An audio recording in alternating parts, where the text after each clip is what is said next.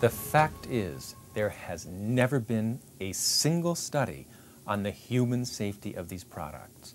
Any implications to the contrary is a pure fabrication. Make the corporate apologists produce a single study, and they cannot. The important point is this: among scientists, the scientific community is deeply divided as to whether these foods are safe or not. So the burden of proof is on industry. And so far, the corporations have failed to demonstrate the safety of these foods on humans through a single study. Can I assure consumers that that scientifically the benefits of genetically modified foods outweigh the risks? And I mean, I can't. How that plays out in society and in the global world that we live in, who knows? I mean, you can point to many examples in the past of science run amok.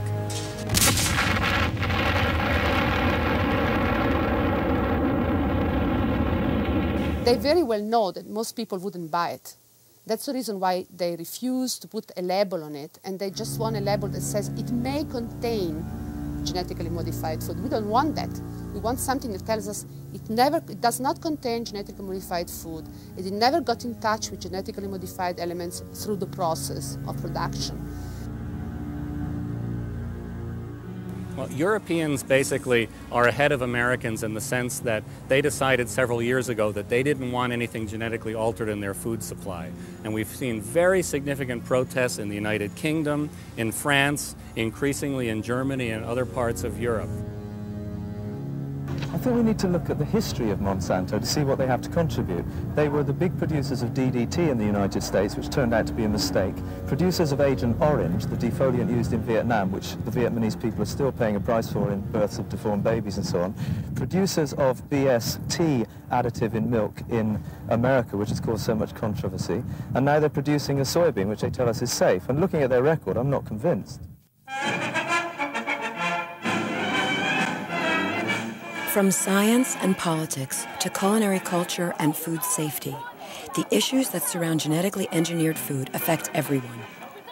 When scientists are radically divided and many governments are failing in the arena of food safety, people around the world want to be more informed to understand the issues. People want assurance that the food they're eating is safe. What is this new DNA-altering technology?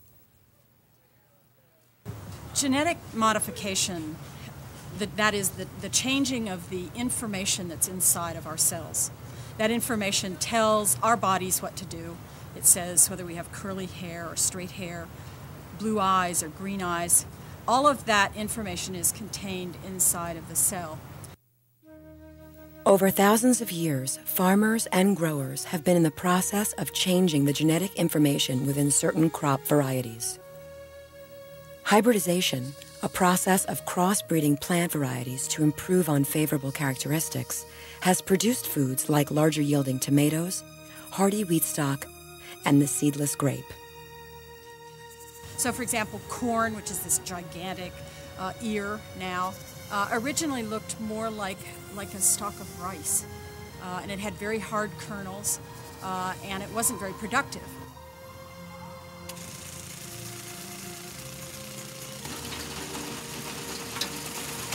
Some of the best varieties of canola and wheat have been developed by farmers, not by research or scientists.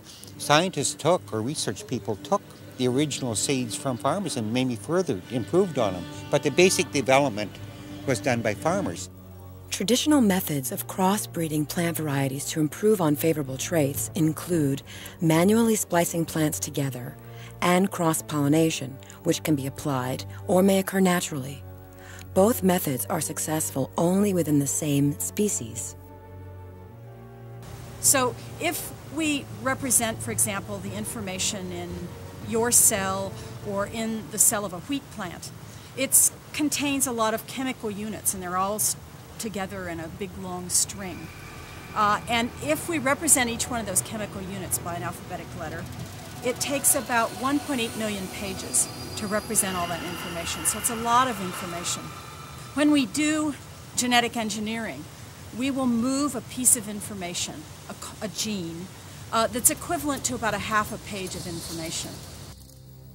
Each of the hundreds of millions of life forms on this planet has highly complex genetic information, often the result of millions of years of evolution. For another perspective, there is less than 1% difference in the DNA that separates humans from the gorilla. Genetic engineers can now mix genes in a variety of different organisms. Some genetic experiments so far have explored mouse genes in potatoes, cow genes in soy and sugarcane, and even human genes in corn, potatoes, and rice. Genetic engineering is a radical technology that allows us to take bits of DNA and genetic traits from insects, bacteria, viruses, even humans, and bring those into our food crops. Why? Because if you can teach a tomato, for example, to produce enough flounder blood, that tomato becomes frost resistant and hence more profitable. But a fabulous application of human technology, unless you're allergic to fish or your children are allergic to fish. And we use something called a bombardment gun. It uses very small particles, very, very tiny. We coat that particle with DNA, and then we propel it at very fast speeds down a barrel, about 600 miles an hour. And some of those beads actually end up inside of a cell. And when they do, then the DNA uncoats from that bead or that bullet, and it then migrates and becomes then a heritable part. Scientists are seriously divided over this new technology. For some, like Dr. Peggy Lameau, the potential benefits that genetic engineering promises will allow science to improve on nature from the human perspective. One genetic application currently in our food is a corn plant with its own built-in pesticide. Farmers were told certain things. They were told by Monsanto, they went to a special invited meeting, that you'd have a bigger yielder, more nutritious, and most of all, less chemicals. And that really caught the eye of farmers because a lot of farmers are very concerned with the amount of chemicals we're using. If through genetic engineering we can take that Bt gene and splice it into our corn, then our corn will produce enough built-in pesticide to make it deadly toxic to insects. And that's what we've done. Bt corn is so deadly toxic to insects that even the finest film from Bt corn kills the monarch butterfly. My concern is, what is the effect on us of eating corn with its own built-in pesticides? The problem is, nobody knows. Bacillus thuringiensis, better known as Bt, is a naturally occurring bacterium that can be found in most natural soil samples. Organic farmers have used it for years as an insect spray because when Bt exists outside the plant, it is soon broken down by the sun and is known to be harmless to humans. It is true that under circumstances of heavy pest attack, because the crop plant contains an insecticide, it's possible in the short term for farmers to make less applications of insecticide. But the key word is short term, because it's been shown that when the insecticide is present in the whole plant all of the time, insects develop resistance to it much more rapidly than they would under other circumstances. By bringing Bt into corn, it's only a matter of time before pests become Bt resistant. And the moment pests become resistant to Bt, farmers and organic farmers will have lost one of their most effective pesticides, natural pesticides against pests, and that is Bt. So we're tipping nature out of balance. We're using natural pesticides where they are unnatural. And certainly over time, just as with antibiotics, we're going to develop drug-resistant pests. This has been a hallmark of agriculture from the very beginning. You know, we have an herbicide or we have an insecticide, we overuse it, and voila, you know, it's not useful anymore. Do I think it's going to happen in this instance? Yes, I do. Do I know when? No. If we have plants containing Bt insecticide and after the harvest they're decaying in the soil, they continue to release that insecticide into the soil where they can interfere with natural microorganisms that play a key role in maintaining soil fertility. So there's a lot of unknowns with these insecticide-containing plants. A more immediate concern to consumers is just what effect eating corn with a built-in pesticide will have on people. The problem is nobody knows. There is no human safety testing that has ever been done on BT corn or any other GE food, so we, the consumers, are being used as guinea pigs in this biotech nutritional experiment. Perhaps the greatest claim of the biotech food corporations to date is that the new genetic technologies will end world hunger. By creating superfoods like golden rice, which is a rice enhanced with vitamin A for added nutrition, they claim the GM food creations will wipe out hunger. Other genetically engineered crops known as functional foods will be engineered with built-in vaccines, vitamins, and other supplements for human health and nutrition. They will be, enhancements in human nutrition, animal nutrition. They will be, new and different approaches for disease, of course. But stress tolerance, building plants that can grow in high salt areas or that can grow in cold areas or in, very wet areas, all kinds of stresses. Plants that have higher yields, plants that utilize less fertilizer. A lot of this is aimed toward making the same amount of food while impacting the environment no more than we do now, or hopefully less. Farmers are told less chemicals. It caught their eye because we realized that we were just using too much chemicals over the last 50 years. Our water is contaminated, our ground is contaminated with tons and tons of chemicals. And we saw what it was doing to our deer. We'd find dead deer, dead rabbits, dead geese in our fields. And we knew, because farmers, we worked so close with nature, and we knew the damage we were doing to the environment. The most widely used transgenic application is for herbicide tolerance. 75% of genetically modified crops in the year 2000 were engineered to be herbicide resistant. Agrochemical and biotech corporations produce the DNA, the seeds, and the chemical herbicides that are developed and sold as a package. Certain transgenic varieties are designed to self-destruct if not sprayed by a complementary chemical. This is known as Terminator technology. The other areas where I see incredible benefits in the future are using plants to make alternative sources for oil, for example, because plants are our most renewable resource. And what are we going to do when our non-renewable resources are gone? We have to have other ways. So if you can, for example, engineer plants to make industrial oils, to make gasoline substitutes, to make plastics, then it provides a renewable source of these kinds of materials. And these things have been done. They're in various levels of being developed as product. If we consider the crop varieties that are designed to tolerate or be resistant to herbicides, what we're really seeing is the battle between different chemical companies for market share in the herbicide market.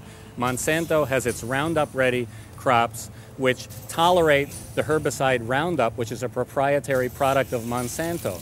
Novartis has its herbicide-resistant crops, which tolerate the herbicide that Novartis produces, and so on and so forth for each chemical company that now owns seed companies.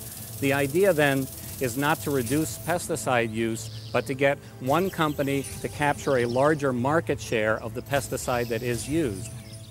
What does this all mean? It means that Monsanto would have they want complete control of the seed supply.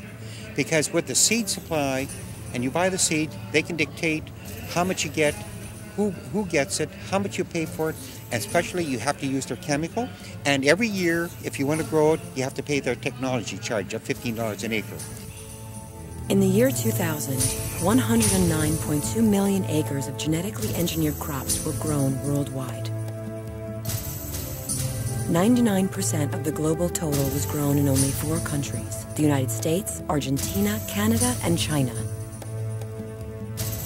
The United States devoted almost 75 million acres of farmland to genetically engineered crops. We have begun a transition in our food supply from foods which are conventionally grown to foods which are genetically engineered. And genetic engineering, no matter what anyone tells you, that process is not the same as conventional growth of food.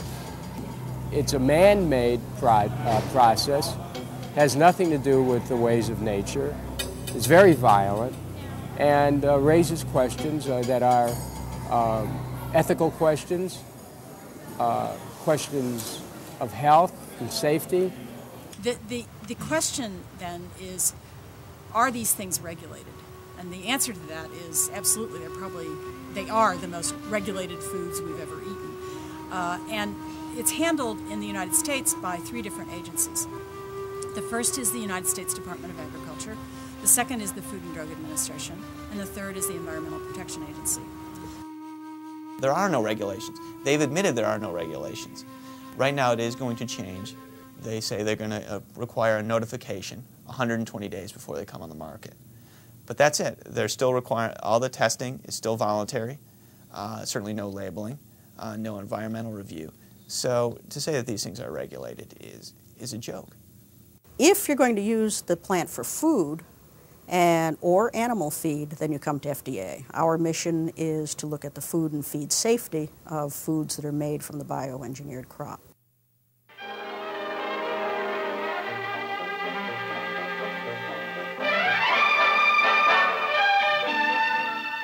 It's also part of FDA's job to see that packaged food contains not only the amount stated on the label, but that the labeling is honest and contains other information that will help the consumer purchase wisely and well. Although there have been moments when she has asked herself, all these extra ingredients, chemicals I can't pronounce, coloring materials, artificial flavoring, what a complicated world we live in, and there's never enough time. If there was ever a moment when the precautionary principle of being exceedingly careful with every step one would take in changing the food supply itself, it is in the area of genetic engineering. It certainly calls for precaution at every step, but the precaution has not been here.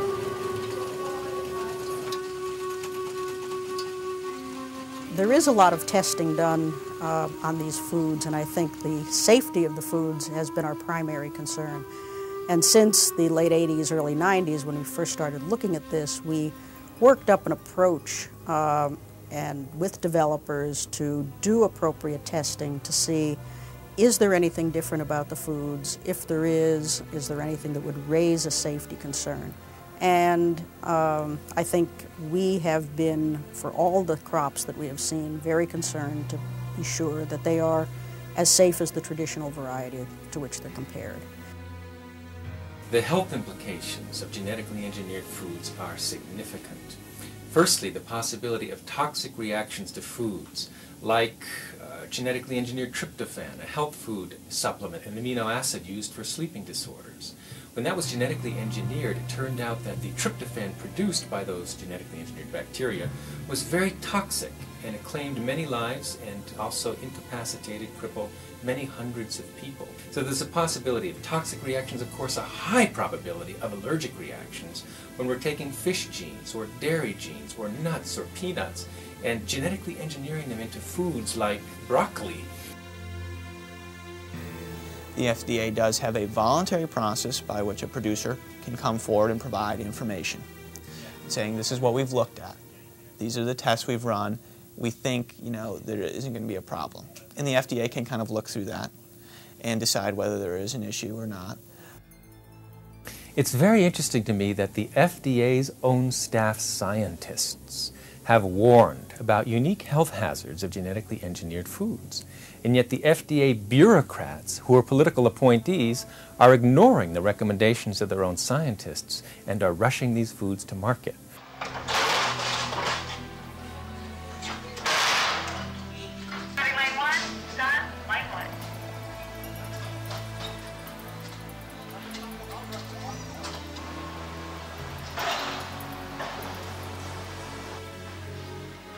So we have a condition which is really adverse to the public interest, where corporations are in effect allowed to police their own industries are not required to divulge all of their backup research and data to prove their products, and where the government doesn't do it either. 340,908 acres of farmland in the United States in 2000 were planted with Starlink corn, a GM crop with its own built-in Bt pesticide. Although it was not approved for human consumption, the likely allergenic Starlink corn variety found its way into Kraft taco shells and Taco Bell food outlets, as well as another 300 brand-name food products throughout U.S. supermarkets. Kraft, the largest food corporation in America, was forced to recall 2.5 million boxes of the corn tacos, and the biotech industry lost many millions of dollars and a large portion of consumer confidence. The Starlink variety had a variety of the so-called Bt protein, which is a pesticidal protein. EPA, the Environmental Protection Agency, is the responsible party for approving the use of a pesticide in the food. In this particular case, they had given an approval for the use in animal feed, but had not yet approved it in human food, because they were asking for more information to ensure that this protein was not an allergen. And they based this on the good graces of Aventis, and Aventis saying, this is how we are going to make sure that Starlink does not get into the human food chain. They were supposed to have letters to all the farmers who used it. These are specific grain elevators you're supposed to take the corn to, etc. Well, they didn't quite do their job. Farmers had no idea. Elevator operators had no idea. They, the company who was producing it, put in place a system whereby farmers who grew the crop would be selling it for animal feed or for some other industrial uses, but not human food. As we all know, for one reason or another, and I'm not sure that anyone knows exactly how it happened, some of the Starlink crop did wind up in human food. So what's happened is, basically Aventis was, did not do its job. I think it's a glaring example of what happens when you allow self-regulation of an industry. You would think that there would be just a slowing down of the move into genetically engineered foods while these issues are checked out, but that's not happening. It's like push, push, push, market, market, market, sell, sell, sell, and worry about whether it's safe or it hurts the environment tomorrow. That's not a good way to treat the public. Because of all the unknowns, we as farmers demand a suspension of all further environmental releases and government approvals of genetically engineered seeds and agricultural products.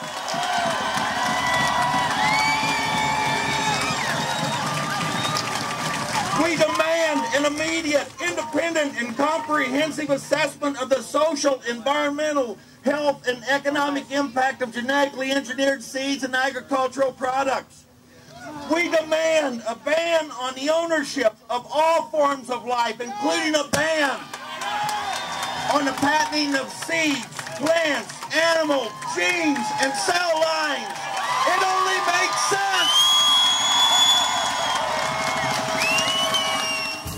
Scientists are saying that the Starlink contamination could have potential allergenic effects and may show up in our food supply indefinitely.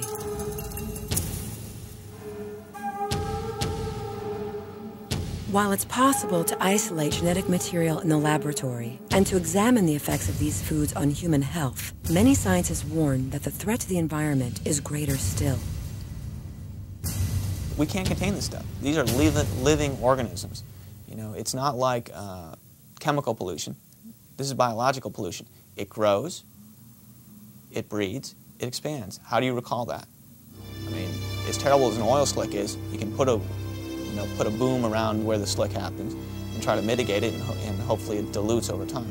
There's no dilution here. Once it's out, it's out. And we've allowed it to go out without any regulation. That's ridiculous. Genetic altered canola is here forever. You cannot put a life-giving form into the environment It's here forever. One seed can produce from 4,000 to 10,000 plants the following year. So that's how quickly it can spread. Farmers are experiencing a whole new set of rules with the introduction and cultivation of genetically modified food crops. Cross-pollination, or genetic drift, has long been understood and used by farmers to improve on particular traits within a species. Now, however, with all new classifications of foods, the farm industry must learn all new rules to accommodate the new plant species. Okay, genetic drift refers to the fact that genetic information from one plant, if it's compatible with it, if they're like species, genetic information can move from one to the other, mostly through pollen. And so genetic drift refers to that ability of pollen to move from one area to another.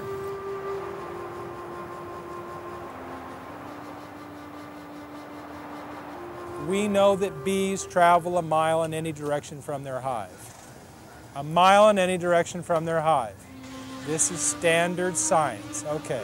Anything that's pollinated by bees or where bees may visit even, including squash and other kinds of crops, flowers, and anything else they come in contact with, those crops may be suspect.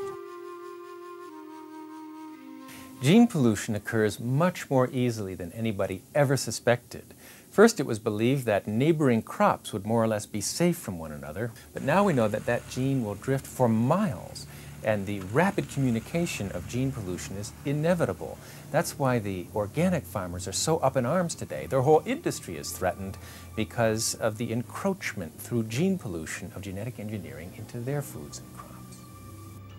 When I was an organic certification official in 1998, I went to an organic farmer's place in central Illinois, and he had grown 80 acres of corn, and on 3 sides of him, he fronted the highway, and then on 3 sides by this corn, there was BT, genetically modified corn, being grown next to the farmer. But I took one look at this cornfield and recognized that he was probably going to have a problem if he didn't segregate his corn harvest. This farmer divided his crop into 3 sections, starting from the outside and moving toward the center of the field. Samples were sent for testing, and the outer rows were contaminated with genetically modified corn. But if he had put all of that together, it would have been completely contaminated, and his organic corn, which was worth eventually about $4.50, would have been instead worth $1.75. With many countries in Europe and Asia rejecting GM foods, major U.S. agricultural exports of soy and corn have lost international trade value. They can't trade this stuff to Europe. I mean, they're losing, what, 200 million, 300 million, something like that a year in grain sales. If a farmer was growing genetic altered canola, and I was growing conventional canola, when you hauled it to the canola gathering station, it was all mixed together. So now Europe will not buy 1 bushel of any canola from Canada, so we've lost 25% of our sales just to Europe alone. So our price of canola has dropped in half in about a year's time. So it has tremendous economic impact. Manufacturers, processors, farmers, and handlers are all concerned about how the crops get contaminated. Is it in the field, in the trucks or the silos? Or is it in the manufacturing facility? Another thing that organic farmers have to do is they have to clean out all their equipment. For instance, if my brother, say I'm an Iowa farmer, my brother helps me with my harvest every year, and he's a conventional farmer. Well, I got to tell John that he must clean out his truck, clean out his combine, clean out his auger, and clean out his field wagon before he comes and helps me. So he puts an air blower in there, compressed air, and blows the thing clean, because we can't get any contamination on this organic crop. This is mandatory in organic production. Right now, there are only 17 to 20 foods that have been genetically manipulated and marketed. But unfortunately, these include such things as soy, corn oil, canola oil, etc., that makes its way into the majority of processed foods. So as a result, at the moment, approximately 70% of the items in the grocery stores contain genetically engineered ingredients. In just 6 years, commercially grown transgenic foods have expanded to present-day proportions. In the United States, more and more farmland is being turned over to large-scale factory farms where huge tracts of land are devoted to a single crop. The number of American family farmers is dwindling as they struggle to keep up with the rapid developments in agriculture. They are in charge of getting that corn or that wheat or that rice or whatever, their soybeans out of there and getting it in the truck and moving on. And it's go, go, go. Or they don't make money. So now all of a sudden someone says you got to air blow the combine? Or these poor guys that run these grain elevators in backscratch, Iowa, they're sitting there and here come all these trucks, and now you've got to ask the driver, is this a BT crop? Is that a conventional non-GMO crop? Until recently, isolating crops was not an issue in the farm industry. No systems have been established to separate or track specific crops in transportation or storage. So GM crops have arbitrarily been included with non-GM varieties. Eventually, the trucks were all given two kinds of placards to put into the windshield of the truck. GMO, non-GMO. And then some guy who probably didn't even know what GMO meant is supposed to direct these trucks. And it's pathetic. I mean, we're just not set up for it. 100 million acres and more planted last year. And the public has very little to say about it. I would say most Americans are not aware. The food they're eating is genetically engineered, and they're not aware that until perhaps they have a reaction to food and they can't figure it out. One of the main criticisms of the biotech industry is the charge that profits have taken precedence over all other considerations, including safety. As the chemical companies buy the seed companies and merge with grain trade corporations, we see the rise of food monopolies. These companies have patents on their seed and aggressively protect those patents, as one Canadian canola farmer recently discovered. He ruled that if I have a regular conventional canola seed or plant in my field, and it gets cross-pollinated by Monsanto's Roundup-ready canola plant from my neighbor or from whomever, my plant becomes Monsanto's property. Well, Monsanto illegally came onto his land, took some samples of his crop, tested it, and said, guess what? Your canola contains our DNA, our genetic material from Roundup Ready, and you're not signed to use our product. You're infringing on our patent. We're suing you. And they've sued him. And his defense is, I never used it. It basically blew into my field, and I'm countersuing you for polluting my field. I had been growing and developing canola for 53 years, and I had canola that was adaptable and resistant to some of the diseases in our area. I lost all that development because it got cross-pollinated, and their seed mixed in with mine, so it ruined all my research and development of my seed. I lost all those years of work. Well, biotech companies are trying to patent life itself, to make life a basic commodity like anything else. Raises troubling philosophical questions about human freedom. Essentially, Congress looked at this issue. In 1968, they were debating changes to the patent laws, and one was whether you can patent sexually reproducing plants. So in 1970, Congress said, we're not going to allow the patenting of plants. We're going to create something called the Plant Variety Protection Act. That's fine, but in 1985, in a case called Ex parte Hibbard, the Patent Office, on its own, ignored the will of Congress and allowed the patenting of plants. That was not what Congress set up to do, and the Patent Office had just frankly ignored it. In reality, the whole thing is business, because the reason why they've genetically modified food is that we have patents on life. You know, they patent the tree, they patent the genetically modified agricultural product. As you know, they own not only the plant and the product, but also the seed. So they actually patent life. And we think that living matter should not be privatized. It should not be owned by anyone. It's owned by Mother Nature or God and all of us, you know. Environmental, health, and philosophical questions remain unanswered while the transgenic food products have made their way to market. As the new foods move around the world, governments and nations have had to address the issues, often by the force of public opinion. Grazia Francescato and the Green Party movement throughout Europe oppose genetically modified organisms in food and have placed pressure on the governments in Europe demanding the labeling of GM products. Many scientists say there is no risk, but we have now many scientists who are also saying let's adopt a precautionary principle because we don't know yet. And in Europe, especially after the mad cow disease, many public opinion is with us. Many people just do not want to eat genetically modified food. I want to paint what's happening here, this front line in a country where we've had huge success with the genetic engineering campaign, in something of an international context, just so that we can get some perspective, and also so we can realize how important these little struggles that we're having in rural areas in England are to the rest of the world.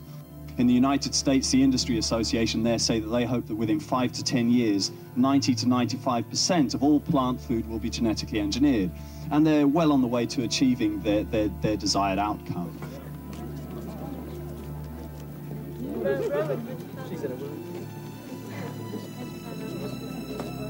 And I'm here because I'm a mother and a grandmother, and basically I want GMs out of the world, not just out of Britain, but out of the world.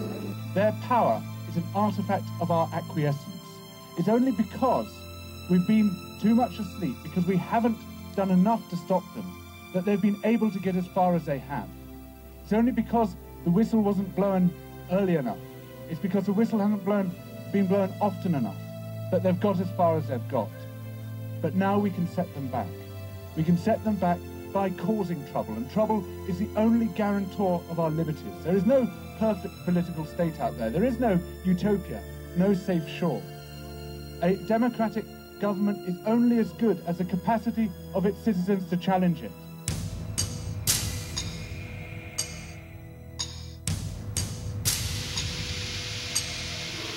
The European Union, along with Japan, Australia, Russia, the Czech Republic, and South Korea, have all passed legislation that will require mandatory labeling of genetically modified foods. It's an identity issue. Our cultural identity is very much linked to food. If you go to Italy, and I hope you do so, you will find out that wherever you go, in every region, there are many different kinds of foods that have been developed through the centuries. They're traditional food. And so they have a specific value. They not only have a nutritional value, they have a cultural value. We are deeply rooted in our food, so to speak. There is a greater resistance to GM foods in Europe than there is here, or has been in the United States. And I think the precipitating factor was that there were several food safety scares in Europe. So there was the mad cow disease, and then there was the dioxin contamination. And quite frankly, the governments there really just didn't handle it very well. Food to them is a culture, and they're concerned with what they're eating. Too many people in North America feel that their food comes from a superstore. The only countries that will buy our canola right now are Mexico, the United States, and what's produced in Canada, and to a limited degree in Japan. So why grow it anymore if you cannot sell it? And that's what's happening in the United States with corn and soybeans. Billions of dollars of lost sales because people in the world don't want it. These big multinationals, like Monsanto, for instance, they say we need them to, in order to solve the problem of famine in the third world. This is not true at all, because everybody knows that we already have enough food in the world as far as production is concerned. The problem is distribution of this food. And we don't need giant multinational corporations who have no allegiance to any community, no allegiance to any country, except to control them. We don't need them to convert the genetic resources of the world, the seeds of the food, into monopoly patent intellectual property, as they call it.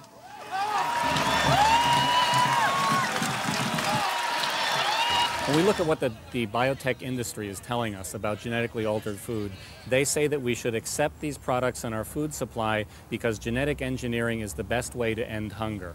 Now, while it's true that hunger is a persistent and growing problem around the world, we have a lot of questions about this argument that genetic engineering is the way to resolve it. As a direct result of widespread public protests, the European Union is currently developing comprehensive laws that will regulate GMOs. The labeling is a very, very important part of the struggle because everybody agrees, even multinationals have to agree, that at least you should have the right to choose. And in order to have the right to choose, I need to have a label that tells me whether or not I have genetically modified elements in the food I eat. So what's the big deal? In fact, I just had someone say this to me last night. What's the big deal? You slap a label on something. And I mean, it's really true when you're thinking about apples or tomatoes, whole fruits. That's not so difficult. The problem comes when you start thinking about processed foods. Monsanto says if you label the food, people might think it's unhealthy. But if their GMO food is so good, they should be on top of a flagpole promoting how great it is. If Monsanto's GMO canola or corn or soybean is so great, they should be up there and just broadcasting. No labels are required, according to the U.S. Food and Drug Administration. Our policy on labeling that we first expressed in 1992 was that the method of breeding, including the genetic engineering, in and of itself, per se, does not make a food substantially different from non-engineered foods in and of itself. Therefore, we have neither the authority nor do we see any scientific reason to require labeling of all bioengineered foods. The fact of genetic engineering in and of itself is not sufficient to trigger special labeling. Actually, there have been polls taken in the United States that shows that over 80% of Americans would want to have their food labeled if it was genetically engineered, but people don't know. This is really a matter of a public policy which did not involve the public. And so if people don't know, how can they protest? This is the exception to the rule about what you don't know doesn't hurt you. And in effect, what we don't know about the food which we eat can be very serious, even dangerous. The biotech industry is very concerned about labeling. They don't want people to know which foods are genetically engineered and which foods are not, because they're worried that people will choose natural foods, foods that are not genetically manipulated. And the FDA itself has become more of a mouthpiece, an agent of the biotech industry, than to the people that they were put in place to protect. If the food that's made from that crop is not different in a way that's either different in terms of consequences to the user, a safety issue, or that it's different from what it's represented to be. So that if it's represented to be a tomato or a soybean, that is still true, then there's nothing about that food that would trigger mandatory labeling. Who protects the public interest on these things? The industry? I don't think so. The government? Not if the government's in bed with the corporation. Government doesn't protect the public. That's why we have to keep challenging, and the public must stand up on this and demand change. It will come. The game's not totally rigged, but it requires public involvement, public participation, public protest, public education. Unless I'm much mistaken, it's the very same Monsanto who are in there who are saying that there should not be labeling of genetically engineered food here in America. What are you scared of? Exactly why aren't you going to label them? Can you please tell us what's wrong with labeling genetically engineered food? It's very simple question.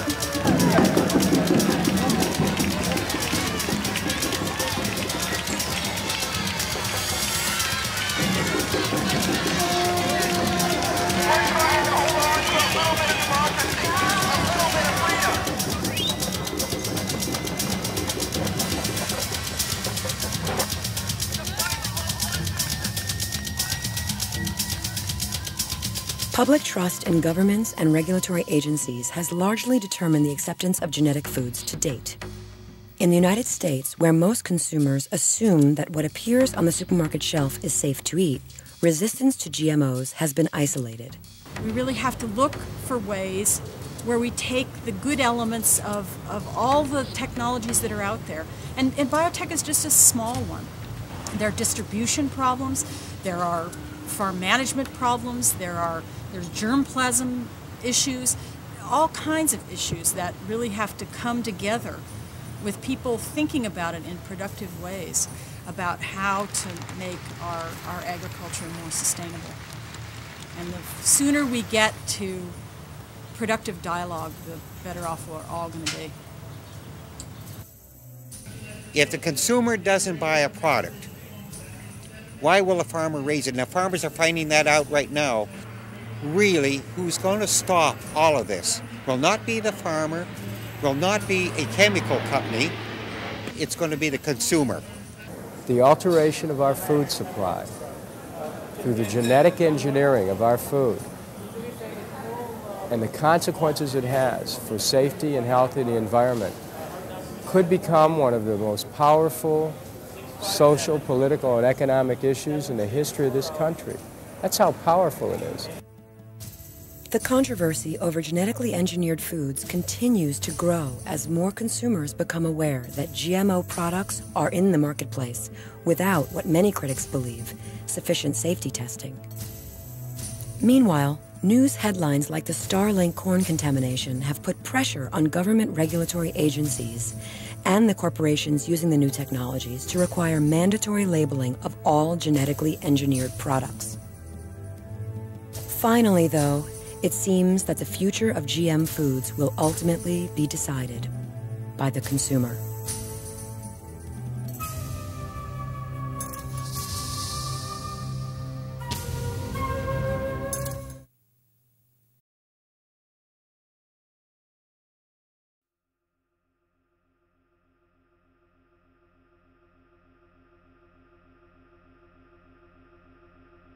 Food is something very existential, and it's something very fundamental to human beings. And so people, even if they don't understand the intricacies and complications, say, of genetic engineering, they get naturally suspicious when they suspect that their food is chemically contaminated or genetically modified, and the secrecy of the corporations heightens that suspicion.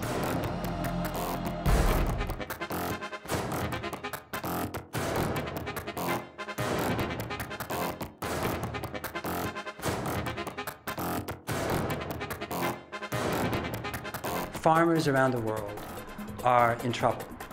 Why are they in trouble? They're in trouble because there's too much food. There's too much, and it suppresses prices. So those farmers are highly susceptible to a crop, a seed, a product that will slightly reduce their costs. Even if the long-term effect is detrimental to their soil, to themselves, even to their family. And you see it in India, you see it in America, you see it in Canada, you see it in Argentina.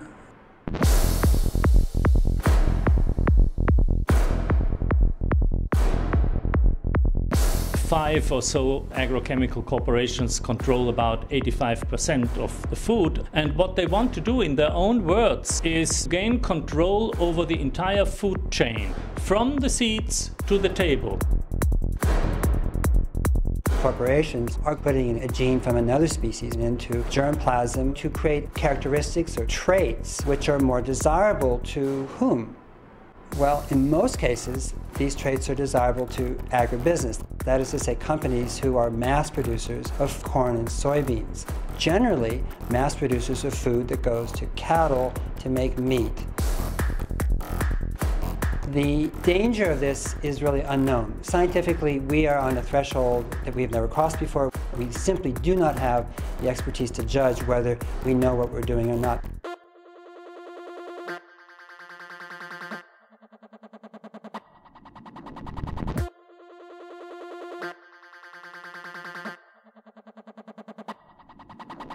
Monsanto, one of the corporate giants in this field, engineered soybeans to make them resistant to a specific pesticide. Now, it happens to be a pesticide sold by Monsanto, of course. It's called Roundup, so these soybeans are Roundup ready, as they say. The purpose is not to increase the yield of soybeans, the purpose is to sell more Roundup.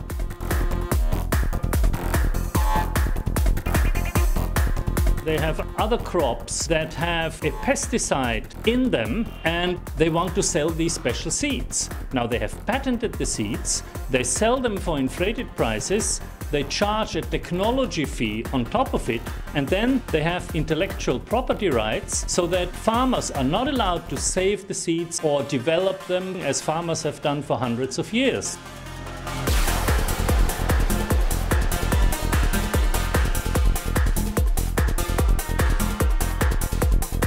So they buy the seeds, but they don't own the seeds. They have a license to use it for 1 year. The next year they have to buy it again.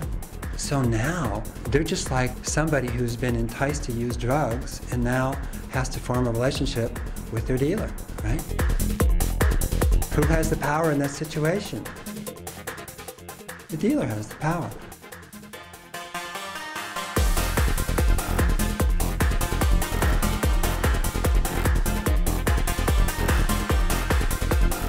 In Europe, where the anti-GM movement is much stronger, the English supermarkets have agreed not to buy GM food.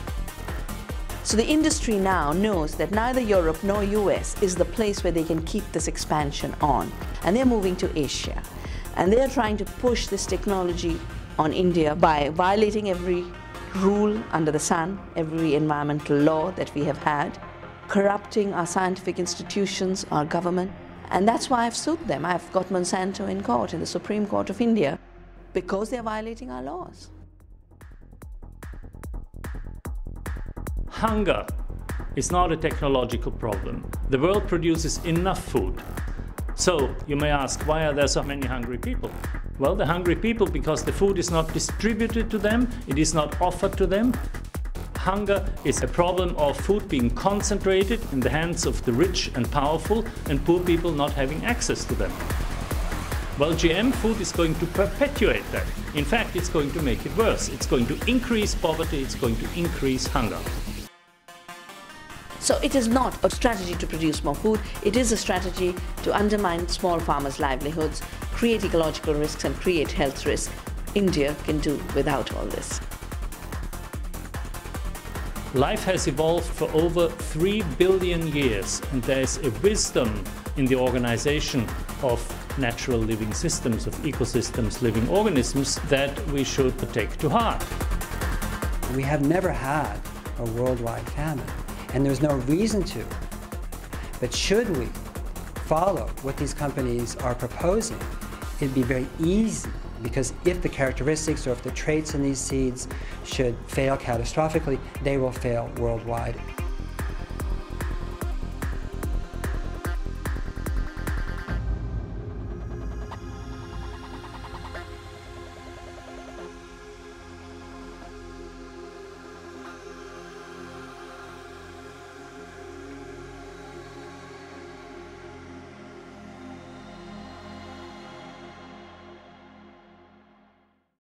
This is Gorilla News Network, and strength to all the young gorillas.